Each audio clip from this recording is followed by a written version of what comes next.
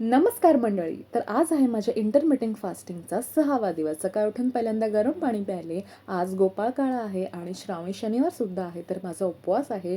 काल रात्री मी 12:30 वाजता खिचडी फिनिश केली होती. तर आज माझी ईटिंग विंडो 2:30ला चालू होणार होती, तर त्याला खूप वेळ होता. म्हणून पहिल्यांदा सगळी घरातली कामं उरकून घेतली. त्याच्यानंतर खाली दुकानात गेले आणि असाच टाइमपास करत होते. फायनली 2:30 वाजले आणि मी माझी ईटिंग विंडो सुरू केली. सर्वात पहिले आलू बुखारा खाल्ले. खूप बरं वाटलं खाऊन.